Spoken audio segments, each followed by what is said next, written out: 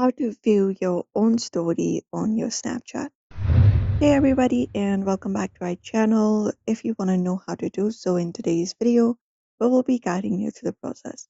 So without any delay, let's just dive right in and get started. So for that, what you may do is once you are headed to Snapchat, you can look out for your profile in the top left corner. Just go over and tap on it. And once you tap on it, here your profile page opens up. Now it is pretty easy if you want to view your Snapchat stories. So once you view the space right here, all you gotta do is basically scroll down through the following options. And once you are here, you should be finding a section dedicated for stories. Once you find it up there, you will be finding your story. So you can just go over and tap on it.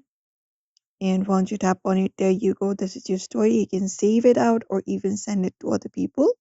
On your bottom left corner, you can look out for your viewers and who has screenshotted your story like this. This is one of the process.